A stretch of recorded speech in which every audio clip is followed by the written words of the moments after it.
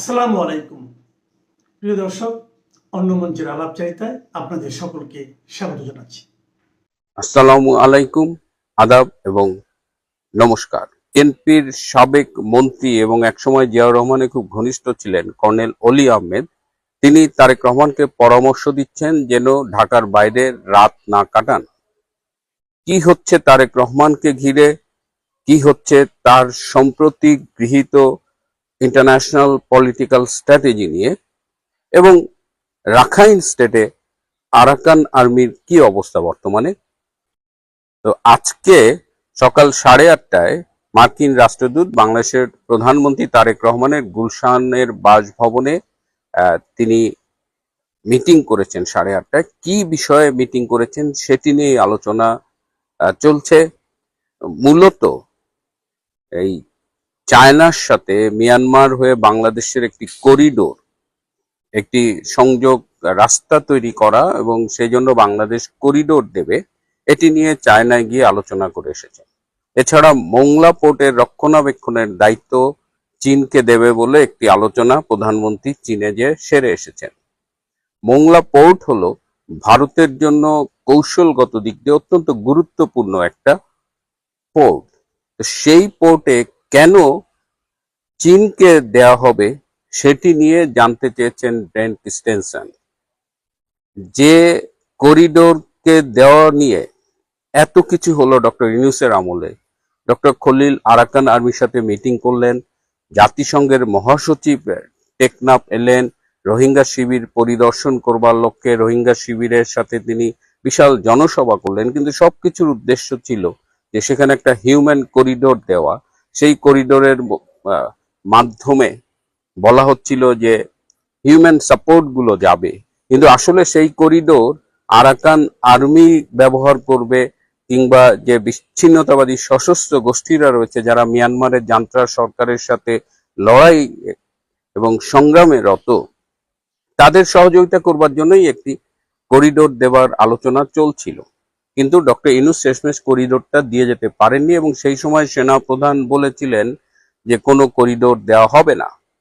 কিন্তু সেই অবস্থায় যে করিডোর আমেরিকাকে দেওয়া গেল না বা জাতিসংঘকে দেওয়া গেল না, সেই করিডোর কেন তারেক রহমান চায়নাকে দিতে সম্মত হলেন, এই প্রশ্ন ব্রেন কিন্তু আজকে তারেক রহমানকে করেছে।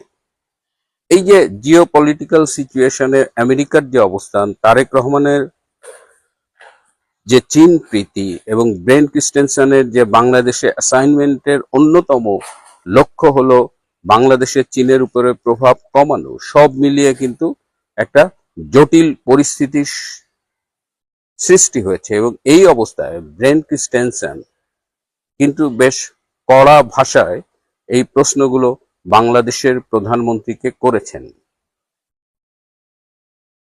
এখন বলতেই পারেন যে একটি স্বাধীন দেশের প্রধানমন্ত্রীকে একটি দেশের রাষ্ট্রদূত, যার অবস্থান হয়তো জয়েন্ট সেক্রেটারি বা সেই লেভেলে, সে কি করে প্রশ্ন করে, এটার ব্যবস্থা কিন্তু আমরাই করে দিয়েছি।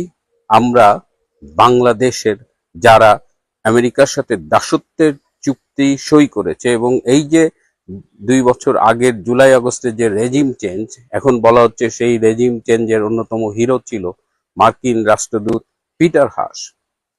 তো পিটার হাসদের দ্বারা ব্যবহৃত হয়ে যখন আপনি বাংলাদেশে রেজিম চেঞ্জ করবেন, তখন এই দেশে এই ব্রেন ক্রিস্টেনসনরা আপনার উপরে ছড়ি ঘোরাবে, এটা খুব স্বাভাবিক। এবং একদিকে চীনকে আপনি সুবিধা দিচ্ছেন করিডোরে দেওয়ার মাধ্যমে, আর একদিকে মোংলা পোর্টের ব্যবস্থাপনার দায়িত্ব চীনকে দিয়ে আপনি ভারতকে চটাচ্ছেন।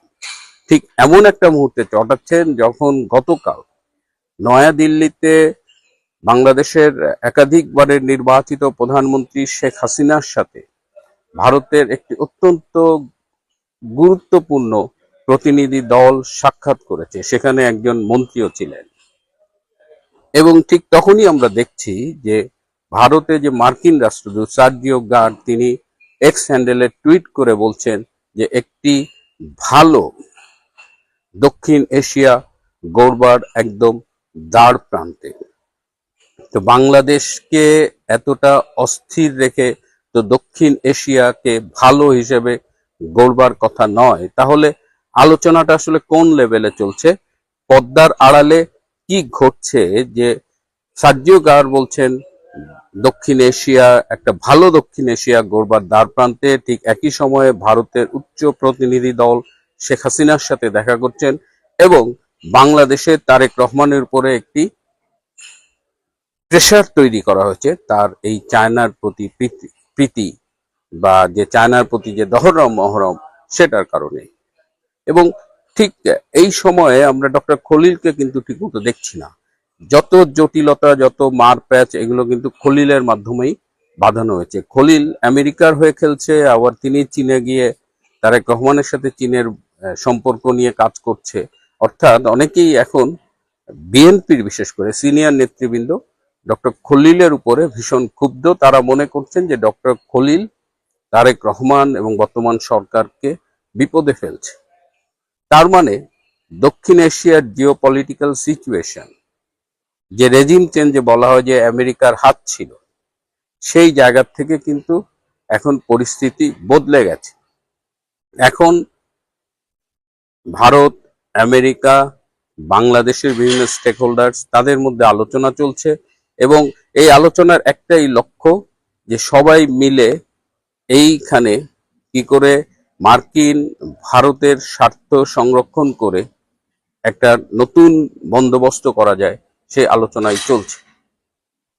তারেক রহমানকে ঢাকার বাইরে রাত না কাটানোর জন্য পরামর্শ দিয়েছেন কর্নেল অলি আহমেদ, যিনি জিয়াউর রহমানের খুব ঘনিষ্ঠ ছিল এবং তিনি বলছেন যে তিনি জিয়াউর রহমানকেও বলেছিলেন যে রাতে যেন ঢাকার বাইরে না কাটায়।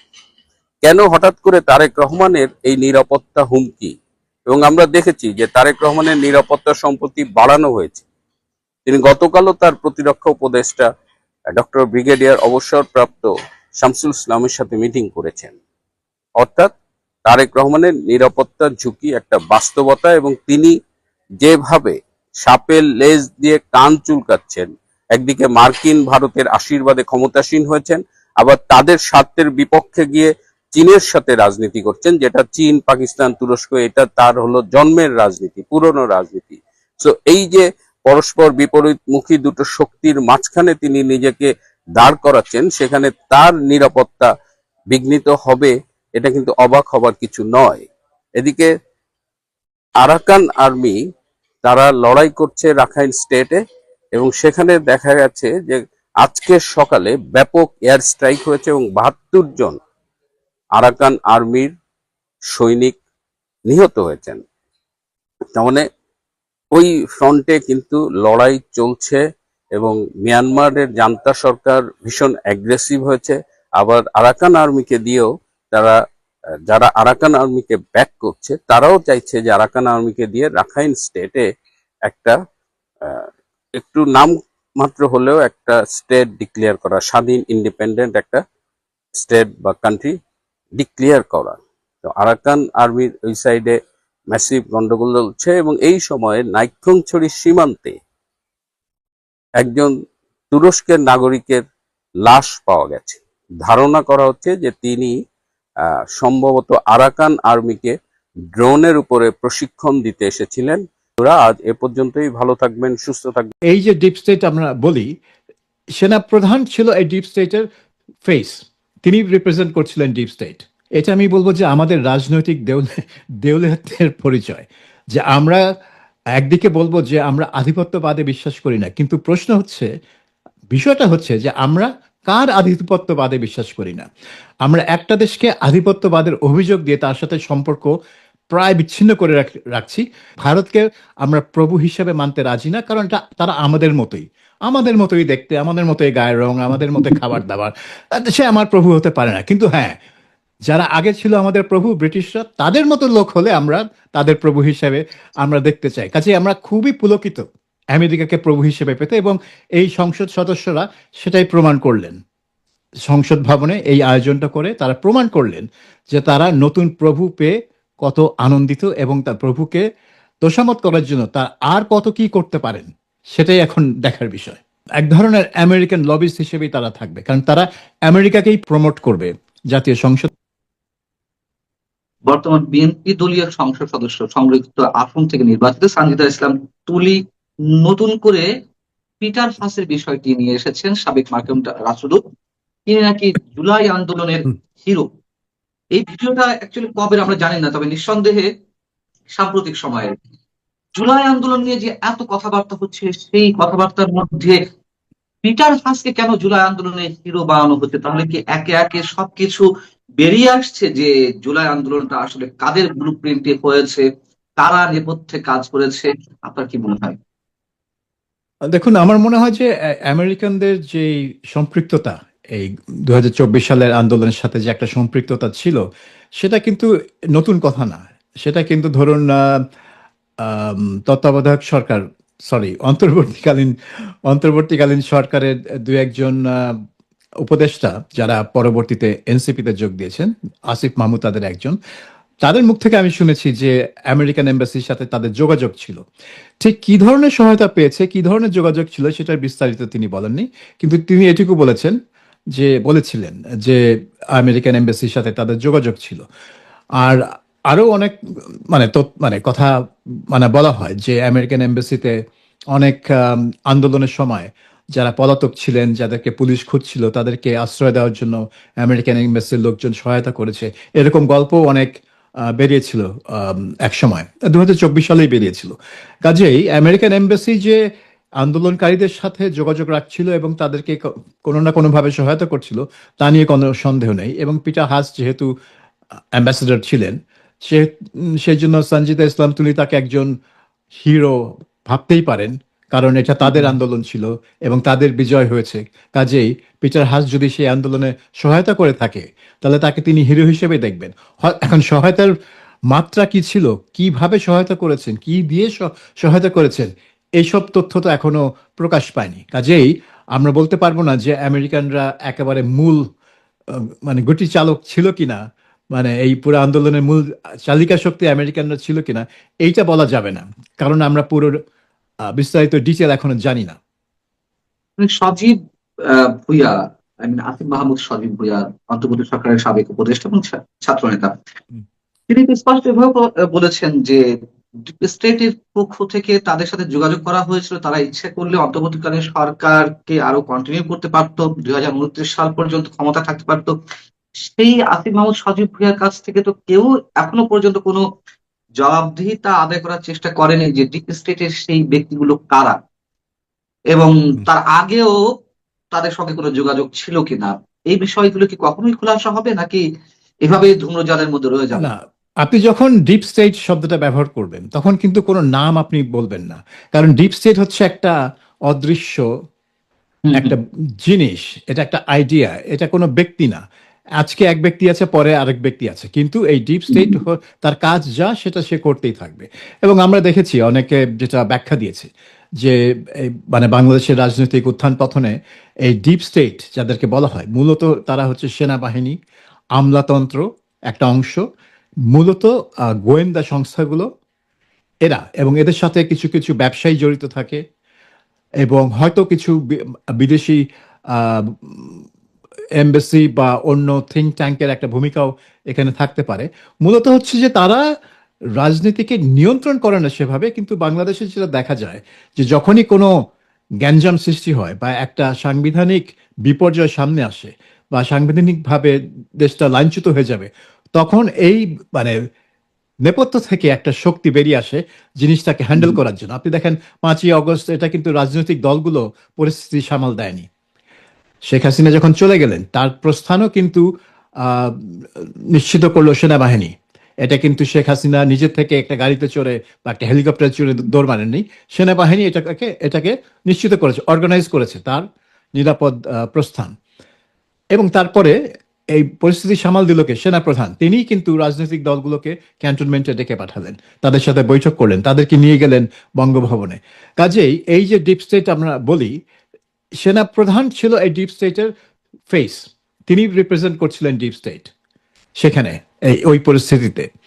এখন আসিফ মাহমুদ যেটা বলছেন যে ডিপ স্টেট তারা যেই তাদেরকে বলেছিল যে শেখ হাসিনার বা আওয়ামী লীগ সরকারের যে বাকি মেয়াদ আছে, কারণ আরো তো 4 বছর পরে ছিল, নির্বাচন তো হয়েছিল সবে জানুয়ারি মাসে, কাজে 4.5 বছর পরে ছিল, যে ওইটা পূরণ করতে বলেছিল। হ্যাঁ, জানুয়ারিতে নির্বাচন, 7 জানুয়ারি হ্যাঁ, 2024। 7 জানুয়ারি নির্বাচন হলো, আর 5ই আগস্ট পতন হলো, তাহলে ওই সরকারের মেয়াদের আরো 4.5 বছর বাকি ছিল।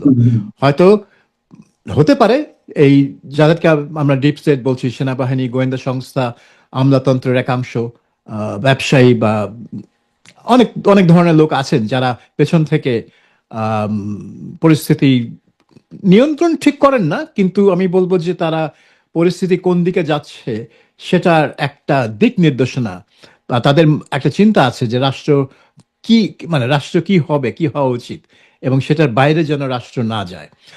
আম, হয়তো তারা বলেছিলেন, এটা হতেও পারে যে আর কোনো মানে হাঙ্গামা না করে, 4.5 বছর মেয়াদ ছিল, এটা পূরণ করে যখন নির্বাচন হওয়ার কথা তখন নির্বাচন করা যায়। তো এটা এখন কারো মানে এটা আসিফ মাহমুদ ছাড়া আর কেউ এটাকে করবোরেট করেনি, কেউ এগিয়ে এসে বলেন যে হ্যাঁ এরকম একটা ব্যাপার ছিল, যে হ্যাঁ এরকম একটা অনুরোধ ছিল।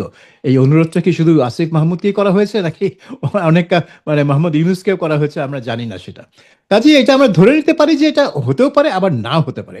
উনি হয়তো একটু বাড়িয়েই বলেছেন, এটা হতে পারে যে ওটা দেখানোর জন্য যে তারা কত গণতন্ত্রকামী, যে আমরা আরো 4.5 বছর ক্ষমতা থাকার সুযোগটা প্রত্যাখ্যান করে দিলাম গণতন্ত্রের স্বার্থে। তিনি একটা বাহাদুরিও করতে থাকতে পারেন এখানে। আপনি সেনাপ্রধানকে ডিপ স্টেটের ফেস হিসেবে আহ ইঙ্গিত করার চেষ্টা করছিলেন বা কথা প্রসঙ্গে বলছিলেন, মানে তিনি কি মার্কিন ডিপ স্টেটের ফেস নাকি না না বাংলাদেশের ডিপ না স্টেট? না না না না, বাংলাদেশের ডিপ স্টেট, প্রতিটা দেশের একটা ডিপ স্টেট। ডিপ স্টেট মানে হচ্ছে যে একটা যে স্থায়ী শক্তি, স্থায়ী ক্ষমতা। সরকার তো বদল হয় নির্বাচনের মাধ্যমে, কিন্তু এই যারা সামরিক, গোয়েন্দা এবং আমলাতন্ত্র, তারা তো বদল হয় না, তারা স্থায়ী। এরাই হচ্ছে স্থায়ী সরকার। তো এদেরকে ডিপ স্টেট বলা হয় কারণ এরাই স্থায়ী সরকার। উপর দিয়ে যতই ঝড় বয়ে যাক, আপনার গণভবন ধ্বংস হয়ে যাক, এই সরকার কিন্তু রয়ে যাবে, এবং তারাই তখন কিন্তু নিশ্চিত করবে যে দেশটা কোন দিকে যাবে। এবং আমরা সেটা প্রকাশ্যেই দেখলাম যে সেনাপ্রধানই রাজনৈতিক দলগুলোকে ডেকে এনে তাদেরকে নিয়ে একটা অন্তর্বর্তী সরকার গঠনের যে প্রক্রিয়া, সেটা তিনি শুরু করলেন। এটা অন্য কেউ শুরু করেন, এটা মির্জা গোলাম হাফিজ, মির্জা গোলাম, সরি, মির্জা ফখরুল আলমগীরও করেননি, শফিকুর রহমানও করেননি, বা এই নাহিদ ইসলাম, আসিফ মাহমুদরা করেননি। এটা সেনাপ্রধান করেছে। কাজে সেটা অস্বীকার করার উপায় নেই যে তারাই করেছে। এবং এটা এটা বাংলাদেশের ডিপসে প্রতিটা দেশে এরকম একটা স্থায়ী সরকার থাকে, যারা ঝড়ঝাপটার সময় একটা ভূমিকা তাদেরকে পালন করতেই হয়। বাংলাদেশের ডিপ স্টেট বুঝলাম, কিন্তু এর মধ্যে মার্কিন ডিপ স্টেটের খেলা কি এখনো চলছে আপনার মনে হয়?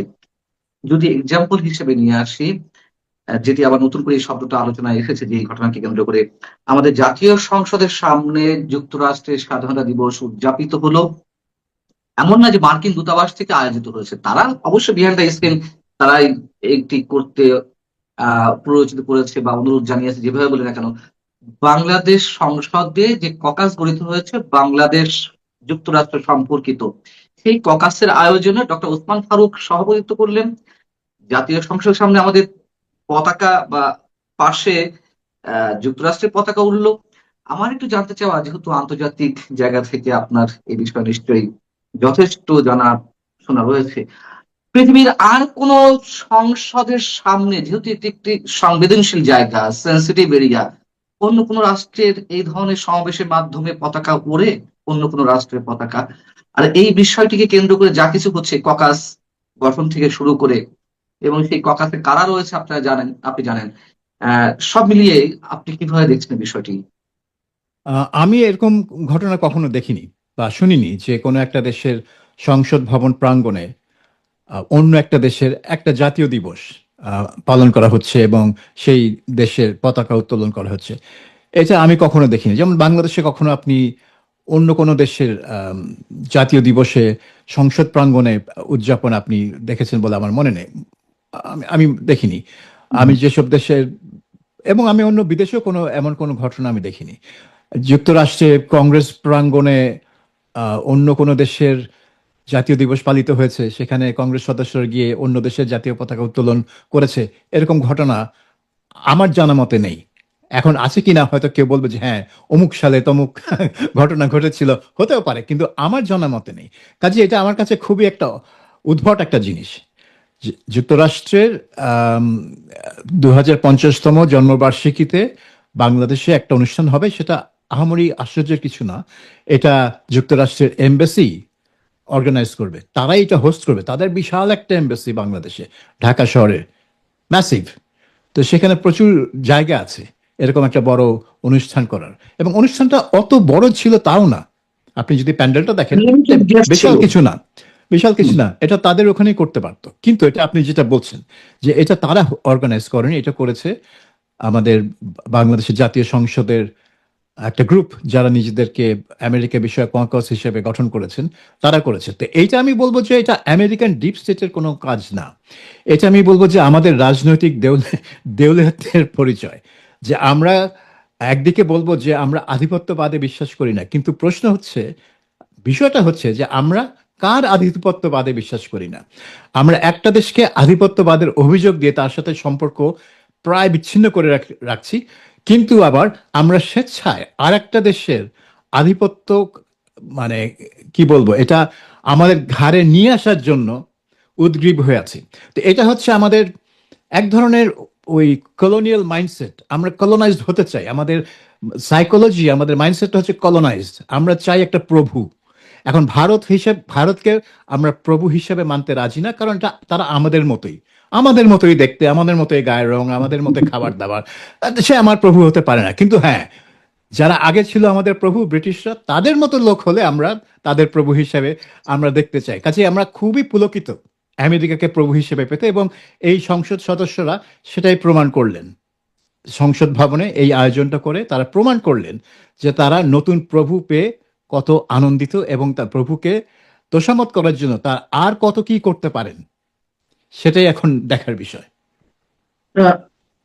স্টেটের কথা আমি বাদ দিলাম, মানে যে সানজিদা ইসলাম তুলির প্রসঙ্গ দিয়ে আজকের আলোচনা শুরু, পিটার হাসকে রিয়েল হিরো হিসেবে যিনি অভিহিত করছেন, সেই সানজিদা ইসলাম তুলির মতন মানুষেরা বা সংসদ সদস্যরা এই ককাসের সদস্য।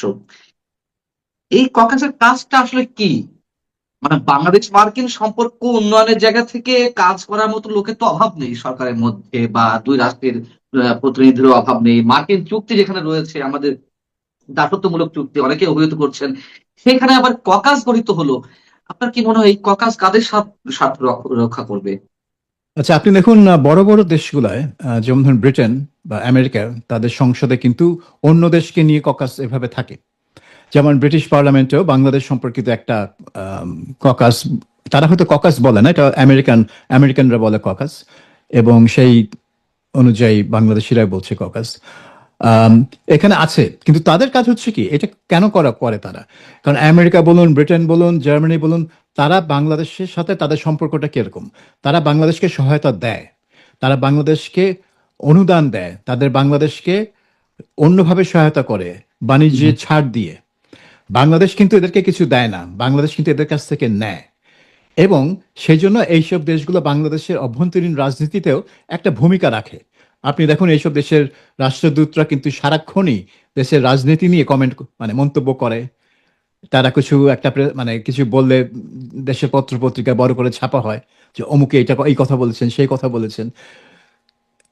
কাজে তারা এই সংসদ সদস্যরা, তারা এই ককাস করে, যা তারা দেখতে চায় যে ওই দেশে যে আমরা এত ইনভলভড, ওই দেশে যে আমরা এত আমাদের অর্থ খরচ করছি, কিসে খরচ করছি, কি ব্যয় করছি।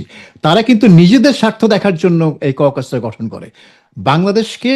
বাংলাদেশের স্বার্থ দেখার জন্য কিন্তু এই বিদেশি পার্লামেন্টগুলোতে কোনো ককাস গঠিত হয় না। তারা কিন্তু বাংলাদেশের স্বাধীনতা দিবসে কোথাও গিয়ে পতাকা উত্তোলন করে না, এটা তাদের কাজ না। তারা হচ্ছে ব্রিটিশ পার্লামেন্ট বা ইউএস কংগ্রেসের সদস্য। তাদের দায়িত্ব হচ্ছে যে ওই দেশে তাদের দেশের স্বার্থ রক্ষা হচ্ছে কিনা সেটা দেখা।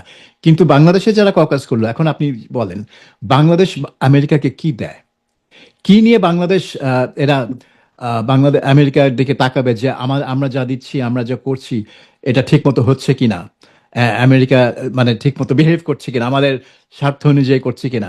সেটা হবে না, কারণ এটা তো দেখিয়েই দিল যে আসলে তারা মানে আমেরিকার কি বলবো, মানে খুব বেশি বলতে চাই না, কিন্তু মানে এক ধরনের প্রভু হিসেবে মানে দেখছে আমেরিকাকে।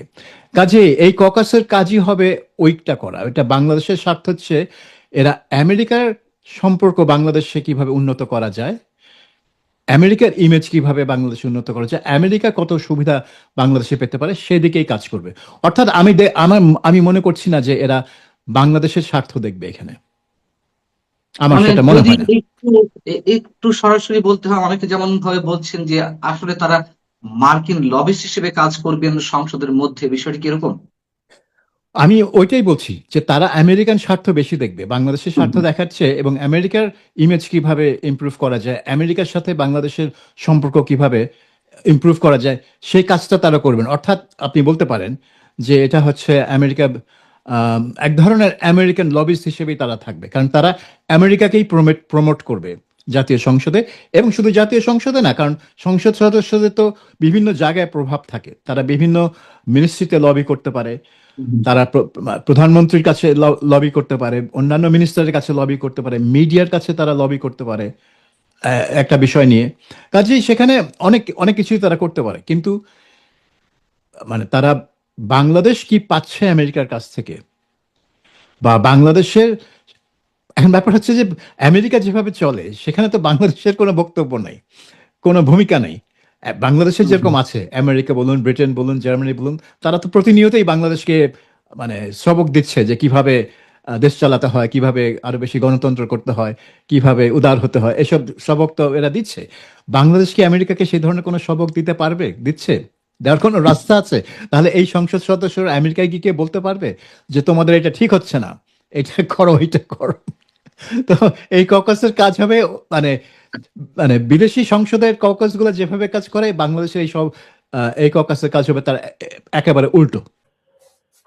হ্যাঁ, যে পৃথিবীর সবচেয়ে বেশি মুসলমানের দেশের রাষ্ট্রপতি বলে আমাদের শরীরে ইন্ডিয়ার ডিএনএ আছে, ভারতের ডিএনএ আছে, আমাদের শরীরে ডিএনএ ভারতে কি বলেছে আপনাদের একটু শোনাই।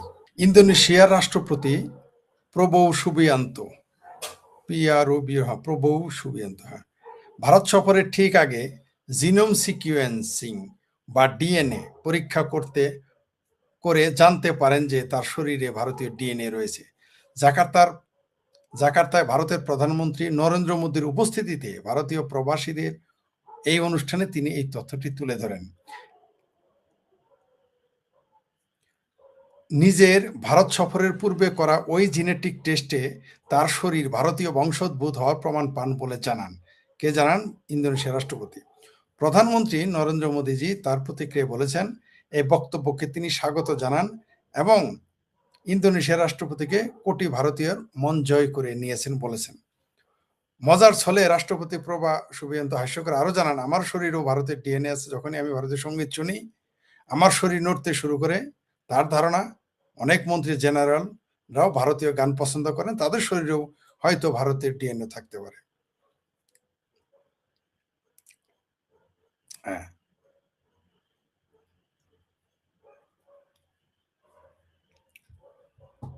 এই কথা কিন্তু সত্য। 1947 সালের আগে কি ছিলেন?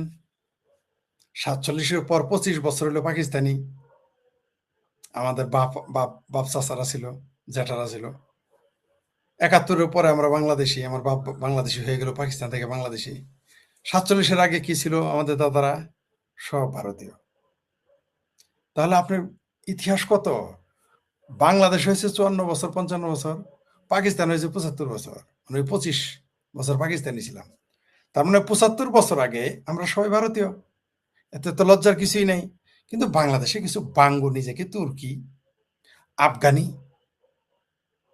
ইরানি, তুরানি, আরবি কত কিছু পারলে চৌথ আসমান থেকে আসছে এটা বলতো।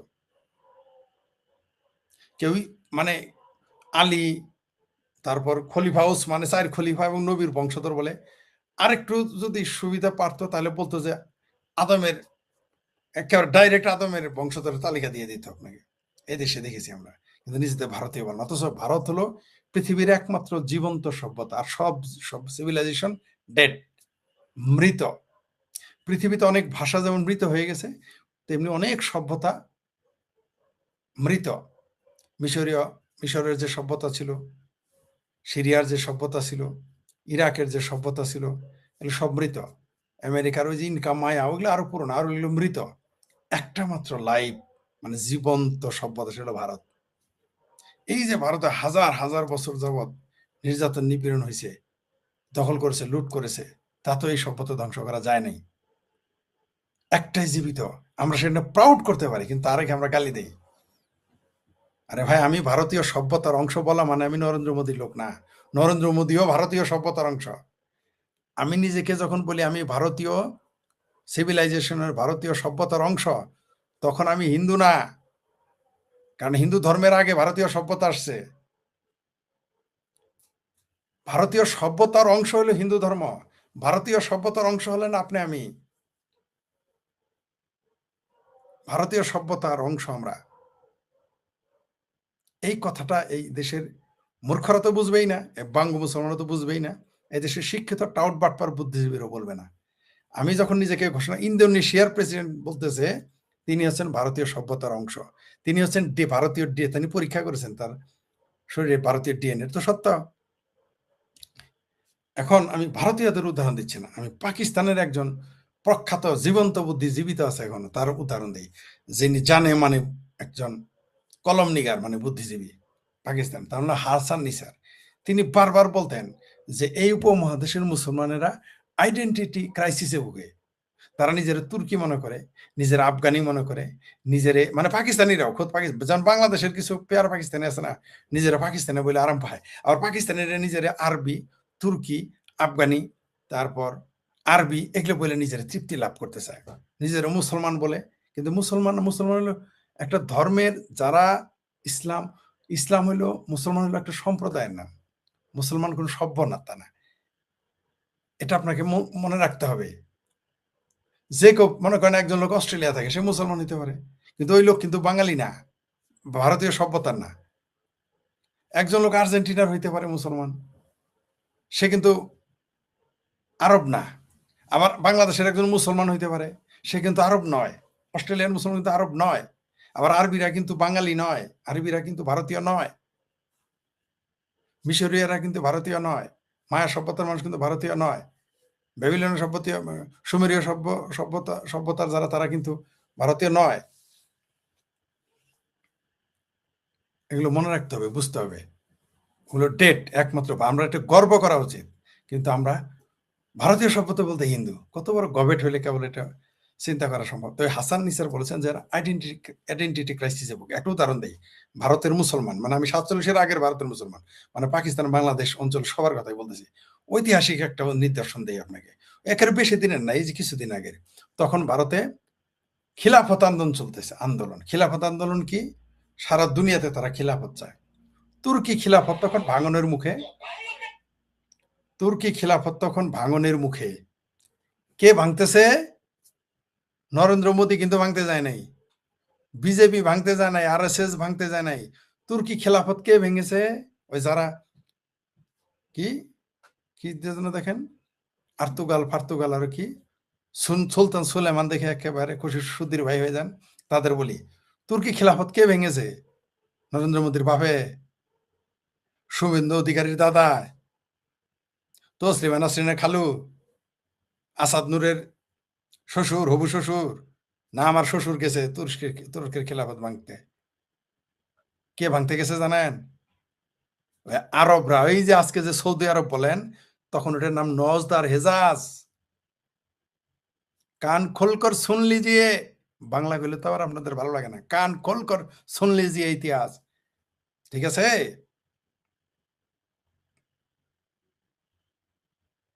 ভালো করে শুনে নেন। আপনাদের যে সমস্ত বুদ্ধিজীবীরা বাটপারি করেন, তারাও শুনে নেন, যারা জানেন তারাও শুনেন, যারা জানেন না তারাও মনে রাখেন। যারা জানেন তারা তো বলবেন না, আমি বলি। তখন ছিল নজদার হেজাজ, যেটা পরে ইবনে সৌদ দখল করে এটার নাম দিয়েছে সৌদি আরব। এই নজদার হেজাজে সৌদি আরব তুরস্কের খিলাফত ভেঙেছে। আর কে শুনবেন? আর যে খোমেনি লীগ যারা হয়েছেন তারাও শুনে রাখেন। আর যারা ইরানের খোমেনি হাই ইরানের কষার জানি হাই হোসেন তারাও শুনে রাখেন। এই ইরানিরা ভাঙেছে, তখন তার নাম পারস্য, ইরান না তখন। এই পারস্য আর আরবিরা, মানে আজকে সৌদি আরব সহ আশেপাশের দেশ, এরা মিলে ভেঙেছে তুরস্কের খেলাফত। নরেন্দ্র মোদীর দাদাও যায় নাই, নরেন্দ্র মোদীর বাজানো যায় নাই, আমার বাপও যায় নাই, শুভেন্দু অধিকারী দাদাও যায় নাই, আমার দাদাও যায় নাই। কারা গেছে? ওই যে আপনারা যারা নিজের আরবি মনে করেন সেই আরব, এরা ভেঙেছে। উদ্ধার করতে গেছিল কারা জানেন? এবং খোদ তুর্কিরা ভাঙছে, এবং খোদ তুরস্কের লোকেরা তুর্কের খেলাফত ভেঙেছে, এই তথাকথিত ইসলামী খেলাফত। তো ওটা যেটার নাম ওসমানিয়া খেলাফত, ভেঙে ফেলেছে। এই যে এখন যখন ইরানের সাইজ করতেছে না কারা, ইরানের কে সাইজ করে? আপনারা তো সামনে শুধু দেখেন আমেরিকার, ইসরায়েল। আপনারা কি জানেন ওইখানে 17টা দেশ, 21টা দেশ আছে আরব রাষ্ট্রের, সবগুলো মিলে ইরানের সাইজ করতেছে। কেউ প্রকাশ্য, কেউ গোপনে। এটা আপনারা বুঝেন। কুয়েত, কাতার, বাহরাইন থেকে সৌদি আরব, জর্ডান, কেউ এর পক্ষে না। ঠিক আছে? কেউ পক্ষে না, কেউ পক্ষে না। সবাই মিলে এর সাইজ করতেছে। সামনে দেখতেছেন 52টা দেশ ইসরায়েলকে সহযোগিতা করেছে। এর মধ্যে মুসলমান দেশ আছে কতটা জানেন? 24টা।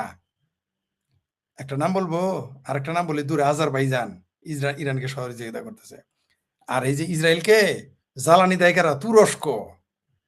এগুলো তো তলের খবর রাখেন না। এইবার বলি, হাসান নিসার বলেছে এরা আইডেন্টিটি ক্রাইসিস, আইডেন্টিটি মানে নিজেদের পরিচয় কি দিবে? কারণ এগুলো তো সব ছোট লোক, সব ছিল নিচু জাতের মুসলমান, হিন্দু হয়ে গেছে কনভার্টেড মুসলমান, পরিচয় খুঁজে পায় না। ওই হিন্দুরাও আজকালকার আধুনিক হিন্দু যারা, মানে এই সময় যারা হিন্দু, তারা বলে এরা আরবের বংশ, মোগলের বংশধর, তুর্কি, বাংলাদেশের, ভারতের, পাকিস্তানের মুসলমান তা স্বীকার করে। কেন স্বীকার করে জানেন? পরিচয় দেওয়ার তো কিছু নেই, সব তো কনভার্টেড ছোট লোক। তাই যদি একটু বাবরের বাপ বানায় যাতে ওঠা যায়, যদি একটু আলাউদ্দিন খিলজির আব্বা বানায় যাতে ওঠা যায়, যদি আওরঙ্গজেবের আব্বা বানায় একটু যাতে ওঠা যায়। বুঝতে পারছেন? যদি একটু সমরখন্দি বললে, আরবি বলে একটু যাতে ওঠা যায়। কেন তো বাপ দাদা ঠিক নাই। কারণ সব নিচু জাতের, যে এই ভারত, বাংলাদেশ, পাকিস্তানের যত মুসলমান দেখেন, আর 95% নিচু জাতের হিন্দু ছিল এরা, কনভার্টেড মুসলমান। এখন তার বাপদাদা পরিচয়। আর দেখেন হিন্দুরাও চাপ দেয়, আর বোকারা এটা মেনেও নেয়। কিন্তু এই বোকারা বলবে না রে ভাই, আমি তো ভারতীয়, তুমি আমাকে, আমি মুসলমান হয়েছি তাই কি আমি ভারতীয়? এই বলার মুরত তাদের নাই। ওই যে আইডেন্টিটি ক্রাইসিস, কাল ছোট লোক ছিল, ওই যে দাদার দাদা ছিল, মানে দাদার দাদা ছিল নিম্ন বর্ণের হিন্দু, এই ভয়ে ওঠার বলে না। কিন্তু নিজের পরিচয়কে যে অস্বীকার করে, সে কোনোদিন উপরে উঠতে পারবে না। ওই নাইলে খেতে বিয়েছেন গাই, সেই হিসেবে খালাদা ভাই কাজ হবে না। বাপদাদা নাম নাই, চান মন্ডলী ভাই বলে চলবে না। আপনি আপনি বলেন আপনি হ্যাঁ নিচু জাতের হিন্দু ছিলেন, কনভার্ট হয়েছেন, কি হয়েছে বলেন, এইভাবে সাহস করে তা বলার মুরত নাই। কেন? কারণ আইডেন্টিটি ক্রাইসিস। এই মুসলমানেরা কি করেছে কনভার্টেড জানেন? তুরস্কের খিলাফত রক্ষা করতে গেছিল। এই কথাটা আমি বলেছি প্রথমে, বিশ্বাসই করেন, এগুলো আপনাদেরকে বলবে না। ঠিক আছে? তুরস্কের এই ইয়েকে বলছে, এই এই মহাত্মা গান্ধীর মতো আরেক লোক, করমচাঁদ গান্ধী, যার নাম মহাত্মা গান্ধী, আমার মাথায় ঢুকলো না সে খিলাফতের সমর্থন করছে। আচ্ছা, এই করমচাঁদ গান্ধী যে খিলাফত সমর্থন করলো, খেলাফত কায়েম হইলে উনি তো 2য় শ্রেণীর সিটিজেনশিপ, তাকে তো জিজিয়া কর দিতে হইতো। এই আকলটুকু আমাদের এত বড় মহান ব্যারিস্টার, এত বড় বিজ্ঞ ব্যক্তি, তার আকলে ছিল না যে খিলাফতকে যে সমর্থন দিল। ধরেন তখন খিলাফত প্রতিষ্ঠিত হইলো ভারতে, হিন্দুরা কি, করমচাঁদ গান্ধী কি হইতো, রাহুল গান্ধী কি হইতো, সোনিয়া গান্ধী কি হইতো? 2য় শ্রেণীর সিটিজেন, জিজিয়া কর দিতে হইতো। এই খিলাফতকে সমর্থন দিয়েছে করমচাঁদ। নেহরু সাহেব কি হইতো? নেহরু কি হইতো? পন্ডিত নেহরু কি হইতো? 2য় শ্রেণীর সিটিজেন, জিজিয়া কর দিতে হইতো। সেই খিলাফতকে সমর্থন করলো কে?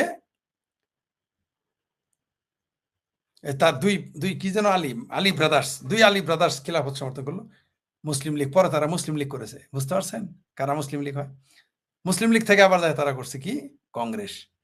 এরা খিলাফতের সমর্থন। এরা 50,000 নাকি 80,000 মুসলমান তুরস্কে যেতে গেছে। আফগানিস্তান হয় না কোন দেশ হয়ে, পাকিস্তান, আফগানিস্তান, তুরস্কে যাইতে চাইছিল তারা। তুরস্কের লোকজনেদের এই ভারতীয় মুসলমানদের, এই ভারতের কনভার্টেড মুসলমানদের উষ্টায় বিদায় করছে। ছোট লোক কোথাকার, তোরাই ছোস কেন? আমরা তুর্কিরাই তুরস্কের খেলাফত ভাঙবো, তুই ভারতের স্বেচ্ছর ছোট লোক কনভার্টেড হিন্দু, তোরাই কেন আইসস কেন? লাইথে উষ্টায় সব বিদায় করে দিছে। এই ইতিহাস জানেন? এরা গেছিল, যাই আবার উষ্টা খায় চলে আসছে সব। এই যে 2 আলী ব্রাদার্স, কি যেন মোহাম্মদ আলী আর যেন কি আলী, যারা খিলাফত আন্দোলন করছিল, এই যে ইতিহাসে যেটা পড়েন খিলাফত আন্দোলন, এটা আরেক ফাত্রামি। মুসলমানরা সব জায়গায় দেখবেন ফাত্রামি করার উষ্টা খায়। ভারতের মুসলমান গেছে তুর্কিরা খিলাফত ভাঙতে, সেটা রক্ষা করতে। আরবরা ওসমানী খিলাফত, এই এই ওসমানীয় খিলাফত ভাঙতে গেছে, সেটাকে তারা ঠেকাইতে গেছে ভারতের কনভার্টেড মুসলমান। কে ভাঙতে গেছে? ইরান, সৌদি আরব আর তুর্কিরাই ভাঙতেছে। আরবরা ভাঙতেছে, তুর্কিরা ভাঙতেছে। পার্সিয়ানরা ইরানিরা ভাঙতেছে, ভারতের কনভার্টেড মুসলমান গেছে, যা করে মুসলমান এখনো মনে করে না, তারা গেছে তুরস্কের খেলাফত রক্ষা করতে। আর অদ্ভুত ব্যাপার, সেটাকে সমর্থন দিয়েছে করমচাঁদ গান্ধী। হাস্যকর ব্যাপার, কোনো অমুসলমান কিভাবে খেলাফত সমর্থন করতে পারে, আমার মাথায় আসে না এই আন্দোলন কিভাবে সমর্থন করে। ঠিক হয়েছে, কমরেডরা যেরকম কাশ্মীরে যখন মুসলমান দেয় তেরা মেরা রিশতে কি আল্লাহ ইলাহা ইল্লাল্লাহ, কমরেড কানাইয়া দেখি তার পক্ষে, বিকাশ ভট্ট দেখি তার পক্ষে, অরুন্ধতী রয় দেখি তার পক্ষে, বাংলাদেশের চক্রবর্তীরা দেখি তার পক্ষে, পশু দেখি তার লাই লাই তেরা মেরা রিশতে কি লাই লাই ইল্লাল্লাহ। তুমি চক্রবর্তী তখন কোনে থাকলা? তুমি বসু তখন কোথায় থাকলা? তুমি বিকাশ ভট্ট তখন কোথায় থাকলা? তুমি অরুন্ধতী রায় তখন কোথায় থাকলা? সে তো বলেই দিতেছে লাইলা ইল্লাল্লাহ তেরে মেরা রিশতাকে লাইলা, তোমার তো এই সম্পর্ক। মানে এরকম ফাত্রা যেরকম বাম, মুসলমানরা এরকম আরেক ফাত্রামি করতে গিয়ে তুরস্কে খেলাফত রক্ষা করতে গেছিল 1917 সালে। এত বুদ্ধি, এত বুদ্ধি, বুঝতে পারছেন? সরি, কি 45-এ এত বুদ্ধি তাদের। দ্বিতীয় বিশ্বযুদ্ধে এই একটা টুকরো টুকরো করে ফেলছে ব্রিটিশরা। 45 সালে প্রথম আগে তুরস্কের খেলাফত ভেঙেছে এটা রক্ষা করতে। যেটা বলতেছিলাম যে এরা এত আইডেন্টিটি ক্রাইসিসে ভোগে, এটা নতুন কিছু না, পুরাতন কিছু না, এটা এদের মজ্জা। কারণ হলো আসলেই তারা ছোট লোক, আসলে তো ছোট লোক, নিম্ন বর্ণের হিন্দু ছিল, তার জন্য তারা এটা বলতে, তারা খোঁজে, বাপ খোঁজে, আরবে বাপ খোঁজে, ইরানে বাপ খোঁজে, আফগানিস্তানে বাপ খোঁজে, তুরস্কে বাপ খোঁজে। হাসান নিসার বলেছেন যে পাকিস্তানের একবার বিমানে কথা হইতেছিল, পাকিস্তানিরা নাকি বলছিল যে আমরা স্পেনে গেছিলাম, আমরা স্পেন জয় করেছি। ওই যে আরবরা যে স্পেন জয় করেছে, পরে তো আবার আরবের বিরুদ্ধে বিদ্রোহ ঘোষণা করলো, স্বাধীনতা ঘোষণা করলো স্প্যানিশরা। বাংলাদেশের মুসলমান বলবে আমরা মুক্ত হয়ে করছি, পাকিস্তানের মুসলমানকে আমরা জয় করছি। আরবরা শুনে গেছে, বেটা তুই কবে গেলি ওইখানে? তো আরবরা গিয়ে জয় করছে, তুই বেকে পাকিস্তানি, তুই বলস তুই জয় করছস, তুই আরবি। মানে এরপরও আকল হয় না। এটা আমি বলি নাই, এটা পাকিস্তানের বিশিষ্ট বুদ্ধিজীবী কলমনিগার হাসান নিসার সাহেব লাইভ টিভিতে, ভারতীয় পাকিস্তান টিভি চ্যানেলে এগুলো বলেছেন। সেখান থেকে আপনার উদ্ধৃতি না, কারণ আমি যদি ভারতের উদ্ধৃতি দেই তাহলে তো সেটা খারাপ হয়ে যাবে, ওটা তো নাজায়েজ হয়ে যাবে। সেই জন্য আপনার জায়েজ পবিত্র দেশের টিভি, পাকিস্তানের টিভি, পাকিস্তানের বুদ্ধিজীবী হাসান নিসারের উদ্ধৃতি দিলাম। তো এই যে আর সর্বশেষ একটা উদ্ধৃতি দেয়, বাংলাদেশ থেকে দিলে তো আবার চলতো না, পাকিস্তানের যে প্রতিরক্ষা মন্ত্রী খাজা আজিব কি বলছে, হাম তো হামারা পূর্বেজ হিন্দু থে। তাহলে ইন্দোনেশিয়ার প্রেসিডেন্ট কি বলতেছে যে আমাদের ডিএনএ ভারতীয়। আর পাকিস্তানের কারেন্ট একের চলতি প্রতিরক্ষা মন্ত্রী কি বলেছে, হামারা পূর্বজ হিন্দু থে, মানে আমাদের বংশ আগে হিন্দু আছিল। এটা যখন ভারতীয়রা বলে, হিন্দুরা বলে, ভারতীয় হিন্দুরা বলে যে এই সপ্তাহে মুসলমানই ছিল, আপনার সেইতে যান, এবার কি হবেন? পাকিস্তানের প্রতিরক্ষা মন্ত্রী বলছে, হাসান নিসার কি বলছে, পাকিস্তানের বুদ্ধিজীবী তাও বললাম, ইন্দোনেশিয়ার প্রেসিডেন্ট কি বলছে তাও বললাম। এবার আমি একটু বলি, এবার আমার ভাষায় বলি। আমরা জামালপুরের জায়গায় দেন, নাম হলে জামালপুর, এটা কিন্তু আসলে জামালপুর না, নাম হলে সিংহজানি। এবার আপনার এলাকায় যান, আপনার এলাকার নাম কি? দেখেন তো আপনার বাড়ির আশেপাশে রামদয়াল, রামকৃষ্ণপুর, রামগতি, রামনগর, তারপরে কালীবাড়ি, এগুলা আছে না আশেপাশে? দেখেন তো কোথায় নাই। যেমন ঢাকায় আছে রামপুরা, একজন তো বলছে যে রামপুরা সে বলবে না, কারণ এটা বললে নাকি তার ইজ্জত চলে যায়। ঠিক আছে, সে আর এটা বলবে না, ঢাকার ভিতরে নাম বদলাইতে চায়, রামপুরা রামের নাম নিতে হয়। তাহলে ওই যে ফিলিস্তিনে যে আছে রাম আল্লাহ, ওইটা কি করবেন? রাম আল্লাহ, রাম আগে, রাম আল্লাহ, রাম আল্লাহ, রাম আল্লাহ, রাম আল্লাহ, কেমন হইলো? ওইটাও কি বদলাবেন? তারপরে আপনার গাছের নাম কি? কৃষ্ণচূড়া, ওইটা বদলাবেন? কি নাম রাখবেন? ফাতেমা চূড়া? মৌলানা ভাসানী বলছিল যে কৃষ্ণচূড়া নাম ভাষা যে বদলাইছে, জলের নয় পানি বানাইছেন মানলাম, জলের পানি না বললে তো আপনার খাইতে আবার অপবিত্র হয়ে যায়। আপনার আমাদের অঞ্চলে না, আমাদের গ্রাম, মানে আমাদের সিমলা বাজার যে আমাদের জায়গার নাম জানায় বললাম, সিমলা গোপীনাথ। তো গোপীনাথ নাম কি মুসলমানের হয়? আমাদের এরিয়ার নাম হচ্ছে সিমলা গোপীনাথ, মানে কাগজপত্রে জমির নাম। এখন দেখেন তো আপনার জমির নাম কি? আমাদের যে স্কুল রানী দিনমণি মডেল পাইলট হাই স্কুল, মানে কি ওটা একজন রানী দিনমণি জমিদার, টাঙ্গাইলের জমিদার ওটা বানাইছে। দেখেন তো আর কই কি আছে? আমাদের এলাকায় রামনগর ছিল, ওটাকে বানায় হারনগর বানাইছে। এরকম আপনার আশেপাশে দেখেন কি নাম আছে। কালীবাড়ি আর রামনগরে দেখবেন ভরপুর। যেই জায়গায় যাবেন কালীবাড়ি। আর তাহলে বিষয় কি দাঁড়াইলো? আপনার নদীর নাম কি দেখেন তো? পদ্মা, মেঘনা, যমুনা, এগুলি কি? এগুলি কি আরব থেকে আসছে এই শব্দগুলো? ব্রহ্মপুত্র, এগুলি কি আরব থেকে আসছে নামগুলো? সুবর্ণাখালী, পদ্মা, এগুলি কি কই থেকে আসছে বলেন তো দেখি? এমনকি তিস্তা, এটাও কি আরব থেকে আসছে? নামগুলো মিলান তো। আপনার যত, এমনকি আপনার বাপদাদার জমির দলিলগুলো শুধু বাইর করেন যে আপনাদের তালুকগুলোর নাম কি, তাহলে দুধ কা দুধ পানি কা পানি হয়ে যাবে। খুব বেশি দিন না, এই 47-এর আগে, মানে 80 বছর হয়নি, তার আগে মুসলমান নামের আগে শ্রী লেখা হইতো, শ্রীযুক্ত সবার নামের আগে। যেমন শ্রী সরোয়ার্দী, শ্রী শেরে বাংলা ভদ্রলোক, এগুলো বলা হইতো। শ্রী মৌলানা ভাসানী, এগুলো লেখা বলা হইতো, এটা জানেন? শ্রী মৌলানা তর্কবাই লেখা হইতো। শ্রী হচ্ছে একটা সম্বোধন। কেন? কারণ আমাদের সকল পূর্বজ, মৌলানা ভাসানীর দাদার দাদার বাপের নাম কি খুঁজে দেখেন তো। মৌলানা ভাসানীর দাদার বাপের নাম যায় দেখবেন মুসলমানই নেই, খুঁজে পাবেন না আপনি। ওই যতই বাংলাদেশে চাপা মারুক যে আমার বাপের নাম আবু বকর থেকে শুরু, আবু বক্কর থেকে শুরু, আমার বাপের নাম আলী থেকে শুরু, ওসমান থেকে শুরু, এগুলো বলে না। কেউ বলে নবী থেকে শুরু, সব ফাত্রামি, মিথ্যা কথা।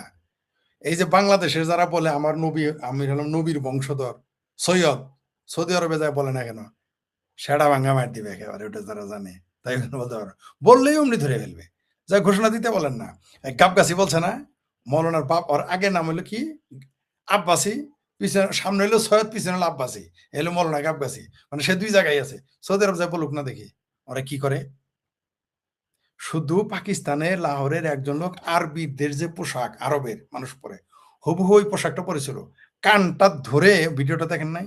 কানটা ধরে পোশাক খুলেছে, তুই কি আরবি? কয় না, তাহলে আমাদের পোশাক পরছিস কেন? এরা আপনারা আরবি হইতে চান, তুর্কি হইতে চান? হয় না রে ভাই, হয় না। ঠিক যেমন আমরা বাংলাদেশিরা যখন শর্ট প্যান্ট পরে পইরে ঘুরি, ইউরোপিয়ান হইতে পারবো না, দেখা যায় না, ভালো লাগে না। আমি যদি শর্ট প্যান্ট পরে ঘুরি আমার ভালো লাগে না, কিন্তু একটা ইউরোপিয়ান দেখবেন শর্ট প্যান্ট পরলে খুব ভালো দেখা যায়, সুন্দর দেখা যায়। বাংলাদেশেরও কারো কারো ভালো দেখা যায়, সবাইরই সুন্দর দেখা যায় না। বাংলাদেশে যদি 100 জন শর্ট প্যান্ট পরে, হাফ প্যান্ট পরে, বড় মানুষের কথা বলতেছি, তারা ঘুরে, আমি ছোটবেলা, আমি তো ক্লাস 8 পর্যন্ত হাফ প্যান্ট পরে ঘুরছি, হাসছে আমাদের দেখে যে হাফ প্যান্ট পরে কেন ঘুরি। আমরা 9-10 পরে হাফ প্যান্ট পরতাম, বাসায় হাসতো, কারণ আমরা কিন্ডার গার্ডেনে পড়তাম, তো অভ্যাস ছিল আগে হাফ প্যান্ট পরা। প্রাইমারি স্কুলের ছাত্র হাফ প্যান্ট পরে যাইতো না, স্কুলের ছাত্র তো হাফ প্যান্ট পরতো না, তৎকালীন সব পায়জামা পরে যাইতো, আমরা পড়তাম না। নেড়ি ফিতা লাগলে আমরা ইংলিশ প্যান্ট বলতো, পরে যাইতাম। তার মধ্যে আমরা উপজেলায় মফস্বলে থাকলেও আমরা কিন্ডার গার্ডেনে পড়তাম, তা আমরা একটু ডিফারেন্স থাকতাম তখন। আমাদের সরিষাবাড়িতে প্রথম কিন্ডার গার্ডেন ওটাতেই পড়েছি, সরিষাবাড়ি কিন্ডার গার্ডেন স্কুল, আমাদের সরিষাবাড়িতে প্রথম ওইটা হয়েছে। এবং ওইটারই ছাত্র আমি ছিলাম। আমরা সরকারি প্রাইমারিতে পড়ি নাই, ওটাই ছিল প্রথম, মানে আধুনিক স্কুল হিসেবে ধরা হইতো। সরিষাবাড়ি কেজি স্কুল, কিন্ডার গার্ডেন স্কুল, মনে রাখেন তো। যেটা বলতেছিলাম, যেটা এয়ার জুট মিলের পাশে, শৈশবের যে এয়ার জুট মিল, যেটা এখন দখল করে আবাসিক বানাচ্ছে, ওটার পাশের যে স্কুল, সেটা কথা বলতেছি, শিমলা বাজারের। যেটা বলতেছিলাম যে হিন্দু আমাদের সবার পূর্বজ হচ্ছে ভারতীয়, সবাই হিন্দু নই, কিন্তু আবার পূর্বজ দাদার বাপের নিতে গেলে আমরা সব হিন্দু। আর সভ্যতার দিক থেকে আমরা সবাই ভারতীয়। আপনি পাকিস্তানে হিন্দু হন, খ্রিস্টান হন, আর বৌদ্ধ হন, জৈন হন, পার্সিয়ান, আপনি যেই ধর্মে মানেন আর না মানেন, নাস্তিকই হন, আপনি হচ্ছেন ভারতীয় সভ্যতার অংশ। আমি ভারতীয় সভ্যতার অংশ। এটা হচ্ছে ভূগোল, এটা হচ্ছে ইতিহাস, এটা আপনি কোনোদিনই বাতিল করতে পারবেন না। যেমন আপনি যতই আমেরিকার পাসপোর্ট নেন, যত ইংরেজিতে কথা বলেন, আপনি কি আমেরিকান? আপনি যতই ধরেন, আপনি যদি আরবে আপনার পাসপোর্ট দিবে না, সারা ভাঙ্গা মাইট দিবে, আরব দিবে না। ধরে নিলাম আপনি আরবের পাসপোর্ট, আরবের নাগরিক হলেন, দুবাইয়ের নাগরিক হলেন, তার মানে আপনি আরব না, আপনি বাঙালি থাকবেন। আপনি জাপানের সিটিজেনশিপ নিলেন, তার মানে কি আপনি জাপানি না? আপনি ব্রিটিশ পাসপোর্ট নিলেন, মানে কি আপনি ব্রিটিশ না? আপনি ব্রিটিশ না, আপনি বাঙালি। আপনি ব্রিটিশ হলেন, খ্রিস্টান হইতে পারেন, মুসলমান হইতে পারেন, হিন্দু হইতে পারেন, বৌদ্ধ, যা মন চাই তাই হন, নাস্তিক আস্তিক যাই হন। নাস্তিক হলেন তাই কি তার মানে কি আপনার সভ্যতা আপনি এড়াই যেতে পারবেন? পারবেন না। আপনার নাক, আপনার চোখ, আপনার চুল, আপনার ত্বক, আপনার হাড়, এগুলো কি বলবে যে আপনি ভারতীয়, ভারতীয় সভ্যতার অংশ। এটা মনে রাখতে হবে। ভারতীয় সভ্যতা মানে হিন্দু না। যারা এটা গুলায় ফেলেন তারা, হ্যাঁ, হিন্দু ধর্ম ভারতীয় সভ্যতার অংশ, আমরা ভারতীয় সভ্যতার পার্ট অ্যান্ড পার্সেল। ইসলাম ধর্ম ভারতীয় সভ্যতার অংশ নয়। কিন্তু যারা মুসলমান তারা ভারতীয় সভ্যতার অংশ, কারণ সে তো যাতে বাঙালি, গুজরাটি, পাঞ্জাবি, সিন্ধি, বেলুচ যাই হন না কেন আপনি, হোয়াট এভার ইট ইজ, আসামি, অহমিয়া, ঠিক আছে, আপনি যেখানেই হন, কিন্তু আপনি মুসলমান হইলেও আপনি ভারতীয়।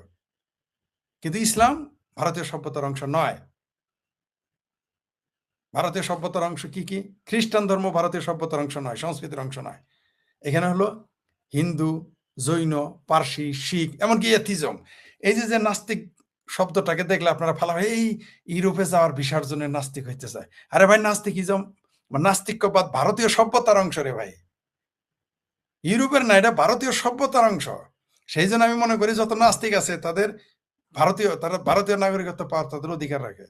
ভারতীয় দর্শনে বেদান্তে নাস্তিক্যবাদ স্বীকৃতি দেওয়া হয়েছে, হিন্দু দর্শনে, হিন্দু ধর্মে স্বীকৃতি দেওয়া আছে নাস্তিকদের। আপনি নাস্তিকদের মেনে নিতে হবে। নাস্তিকদেরও সারা পৃথিবীর হিন্দুরা যেমন ভারতীয় নাগরিক হওয়ার অধিকার রাখে, আমি মনে করি সারা পৃথিবীর যত হিন্দু আছে সবাই ভারতীয় নাগরিক। তেমনি যত নাস্তিক আছে সেই ইচ্ছা করলে ভারতীয় নাগরিক ঘোষণা করতে পারে। আর এটা ভারতীয় সংস্কৃতি, ভারতীয় দর্শনের অংশ নাস্তিক্যবাদ। এই সেকুলার হিন্দুরাও আবার গালি দেয়। মুসলমানরা তো সেকুলারিজম মানেই না। কিছু হিন্দু ব্যক্তিত্ব আমার সাথে বিতর্ক করেছে, তারা বলছে ফরিদ ভাই আপনি সেকুলারিজম ধর্মনিরপেক্ষতার কথা কেন বলেন? তাদের উদ্দেশ্যে বলি, ভাই ধর্মনিরপেক্ষতাও ভারতীয় সভ্যতা এবং সংস্কৃতি, ধর্ম, দর্শন। আবার বলি, ধর্মনিরপেক্ষতা ইউরোপের না ভাই, ধর্মনিরপেক্ষতা হচ্ছে ভারতীয় সভ্যতা। আবার বলছি, ভারতীয় সভ্যতা, ভারতীয় সংস্কৃতি, ভারতীয় ধর্ম, ভারতীয় দর্শন সবগুলোকে স্বীকৃতি দেয় ধর্মনিরপেক্ষতা, সবগুলোকে স্বীকৃতি দেয়। এই সবগুলোতেই কেন বলা হয়েছে না, আমি সংস্কৃতি শব্দটা ভুলে গেছি, অর্থটা হলো যে তুমি সকল দিক থেকে জ্ঞান আহরণ করো। আর কোথাও পৃথিবীতে এটা লেখা নেই, কোথাও নাই এটা। সে সব নিতে বলছে এবং সব দিতে বলছে। এটা একমাত্র ধর্ম, সনাতন ধর্ম বলছে সব নিতে বলছে। ইসলাম ধর্ম কিন্তু সব নিতে বলে না, বলছে দুইটা ধর্ম। তোমাদের জন্য দুটি কিতাব রেখে গেলাম, দুইটি কিতাব। এই জন্য ডক্টর হুমায়ুন বলছে এক কিতাবের পাঠক থেকে সাবধান। কিন্তু সনাতন ধর্ম তা বলে নেই। আচ্ছা দেখি কোথায় যেন আমি লিখেও রাখছিলাম, কালকেই ওটা পড়েছি, যাকে দেখি শব্দটা আপনাদের বলে দেয়। নো ভদ্রাহা কর্তব্যান্তু বিশ্বতঃ, মানে সব দিক থেকে জ্ঞান, আমার জ্ঞান এবং কল্যাণের সকল দিক থেকে আমাদের কাছে কল্যাণকর চিন্তা আসুক। এটা হলো ঋগ্বেদে লেখা এই বাক্যটা। এটা আরো বর্ণনা আছে, ওটা আমি এখানে নাই, এই একটা সংক্ষিপ্ত একটা অংশ ঋগ্বেদে এটা লেখা আছে, ঋগ্বেদে। তাহলে কি হলো, ঋগ্বেদ তো সবচেয়ে প্রাচীন গ্রন্থ, পৃথিবীর ইতিহাসে সবচেয়ে লিখিত প্রাচীন গ্রন্থ, শ্রুতি হিসেবে তো অনেক আগেই ছিল, সব দিক থেকে নিতে বলছে। আপনি ওটা কি করবেন? আর নাস্তিকবাদ গ্রহণ করেছে, প্রশ্ন করতে বসে বলছে যে অহম ব্রহ্মাস্মি। আরে ভাই, অহম ব্রহ্মাস্মি বললে সেটা ধর্মনিরপেক্ষতা থাকে না? কি থাকে ভাই? আরে নিজেরাই ভগবান করে বিলীন হয়ে যাইতেছেন আপনি ভগবানের সাথে, ব্রহ্মের সাথে আপনি, সরি ভগবান না, ব্রহ্মের সাথে আপনি বিলীন হয়ে যায়, স্রষ্টার সাথে বিলীন হয়ে যাইতেছেন। তো এর ধর্মনিরপেক্ষতার কি বাদ আছে? আপনি সব নিজেকে বিলীন ঘোষণা করলেন, ধর্মনিরপেক্ষতা আছে না? আরো আছে, বহু কিছু পাবেন। আপনি প্রশ্ন করতে বলেছে, সনাতন ধর্মে, বৈদিক ধর্মে আপনাকে প্রশ্ন করতে বলছে, পৃথিবীর একমাত্র ধর্ম। এখন ওই যে বর্ণ প্রথা দিয়ে কাস্ট বানায় আপনি কি কি এখন করছেন এটা আলাদা কথা, কিন্তু আপনি বেদে যাবেন, ভারতের হিন্দুরা, ভারত না, হিন্দুরা তো গীতা ছাড়া কিছু পড়েই না, তাও সংস্কৃত পড়ে না, শুধু বাংলা পড়ে বা যার মাতৃভাষায় পড়ে, মূল সংস্কৃত পড়বে না বা পড়ে না বা পড়তে পারে না। গীতা একটু গীতা নিয়ে চর্চা করে। মহাভারত তো পূর্ণটা কোনোদিনই পড়ে নাই, জীবনেও পড়ে নাই একটা হিন্দু। খুব কম হিন্দু আছে, গুরুকুলে ছাড়া খুব কম হিন্দু আছে যে মহাভারতের এতগুলো খণ্ড একসাথে পড়েছে, নাই, রেয়ার কেস। রামায়ণ সম্পূর্ণ পড়েছে এরকম হিন্দু আপনি কয়জন পাবেন? আমি হিন্দু বলি না, এরকম সনাতনী কয়জন আছে আপনি বলেন তো, যারা সনাতনী আছে? নাই। মুসলমান তো পড়বেই না, প্রশ্ন এটা তো ছয়ই না, পাপ হবে, গুণা হবে, হাবিয়া দুজকে চলে যাবে। আর বেদের কথা আমি তো আলাপই নাই, ওটা তো দেখেই নাই, চোখে পড়া তো দূরের কথা। আমি দায়িত্ব নিয়ে বললাম দেখে নাই, কারণ এটা আমি দায়িত্ব নিয়ে বলতেছি, কারণ আমি এগুলো নিয়ে চর্চা করি, তাই এগুলো বলতেছি। মুসলমান তো পড়েই নাই, পড়বেও না, হিন্দুরাই চোখে দেখে নাই, তো অন্যরা পড়বে কেমন? আপনি এগুলো দেখেন, ধর্মনিরপেক্ষতা সনাতন ধর্মে স্বীকৃতি দেওয়া আছে। এটা ভারত থেকে এটা ইউরোপ থেকে আসে নাই ভাই, বাক স্বাধীনতা ইউরোপ থেকে আসে না, এটা ভারতীয় সভ্যতা, ধর্ম, আবারও বলি ভারতীয় সভ্যতা, ভারতীয় সংস্কৃতি, ভারতীয় ধর্ম এবং ভারতীয় দর্শন, মানে বৈদিক দর্শন, বেদান্ত, সব ধর্মনিরপেক্ষতা এবং বাক স্বাধীনতা, চিন্তার স্বাধীনতা, এগুলো স্বীকৃতি দিয়েছে। এমনকি নাস্তিকবাদকে স্বীকৃতি দিয়েছে। যেটা বলতেছিলাম যে তার মানে কি আমরা আমরা যেটা শুরু যে আমার ডিএনএ ভারতীয়, এটা সত্য, আমাদের সকলের ডিএনএ ভারতীয়। আপনি এখন মুসলমান হইতে পারেন, খ্রিস্টান হইতে পারেন, এটা আপনার ব্যাপার। ধর্ম নাও মানতে পারেন, এটাও আপনার ব্যাপার। আপনি নাস্তিক হইতে পারেন, এটা আপনার ব্যাপার। বা নাস্তিক না হয়েও আপনি ধর্ম কোনোটাই মানেন না, শুধুমাত্র আস্তিক হইলেন, তাও হইতে পারেন। এটা ভারতীয় সভ্যতা সংস্কৃতির অংশ, এগুলো সবই। আমরা সবই ভারতীয় সভ্যতা এবং সংস্কৃতির অংশ। ভারত মানে হিন্দু নয়, ভারত মানে নরেন্দ্র মোদী নয়, ভারত মানে অমিত শাহ নয়, ভারত মানে শুধু শুভেন্দু অধিকারী নয়। আপনারা তো এটাকে কি মনে করেন? এত সহজ না বিষয়টা। সভ্যতা আলাদা জিনিস। এই অঞ্চলের ভারতীয় সভ্যতা পুরো পাকিস্তান, এদিকে বাংলাদেশ এবং ভারতবর্ষ যেটা বলে, সবই ভারতীয় সভ্যতার অংশ এবং পৃথিবীর একমাত্র জীবিত সভ্যতা, আর কোথাও নাই, ছিল না। ভালো থাকবেন, আবার কথা হবে।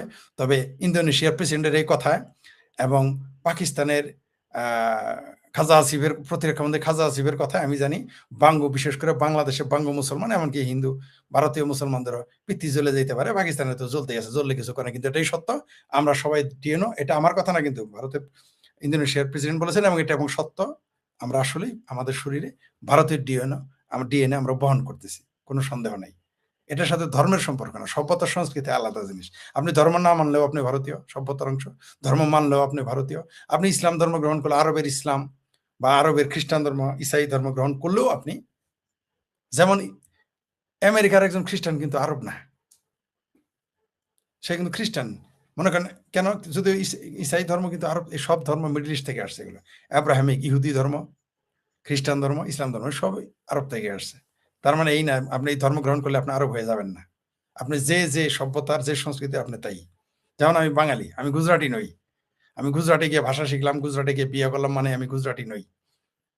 আর আমার সন্তান যদি গুজরাটি কোনো মেয়েরে বিয়ে করি, সেখান থেকে হয়, বা আমার সন্তানকে বিয়ে করালাম গুজরাটি, তারপর ক্রস হয়ে গেল। জি, ধন্যবাদ, ভালো থাকবেন। ওহো, আজকে তো কোনো কমেন্টই নেই, আমার তো খেয়ালই ছিল না। জি জি, আমি একটু তো সময় নেই।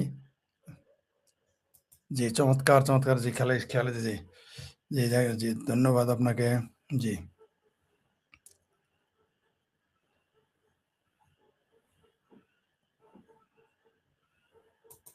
কি কালী প্রসন্ন? না, এটা আমি পড়ি, আমি সবই পড়ি। আমি অনুদিত পড়বো কেন ভাই? আমাকে অনুবাদিত পড়তে বললেন কেন? আমার তো অনুবাদ যে বুঝতে পারে না তার জন্য। আমি তো বুঝি সংস্কৃতি, আমি অনুবাদ পড়বো কেন? আমি অনুবাদ পড়ি না। অনুবাদের মধ্যে বাটপারি থাকে। কমিউনিস্ট ম্যানিফেস্টো থেকে শুরু করে কোরআনের অনুবাদ, বাইবেলের অনুবাদ, মহাভারতের অনুবাদ, এমনকি কমিউনিস্ট ম্যানিফেস্টো, এর মধ্যে ভুল পাইছি, দেখছি অনুবাদে ভুল করে। বেদে তো আছে, বেদ ভাই, বেদে তো প্রচুর, মহাভারত বেদের অনুবাদ প্রচুর ভুল থাকে। এমন কেউ বুঝে করে, কেউ না বুঝে করে। অনুবাদ পড়বো কেন? এই দেখেন, এক গবেট চলে আসছে। আমি ইতিহাস, সাহিত্য, সংস্কৃতি, সভ্যতার কথা বললাম, মূর্খ একটা চলে আসছে এখানে। এই যে দেখেন, কি যেন এক ফেকু হাসিবুল বাসা নাকি বালচাল আসছে। কারণ এদের জ্ঞান মাথায় ঢুকবে না। এই মূর্খগুলোর, এরা জ্ঞান কখনো নিবেও না, দিবেও না। এরা এক কিতাবের পড়া ওটাও করে দেখে নাই।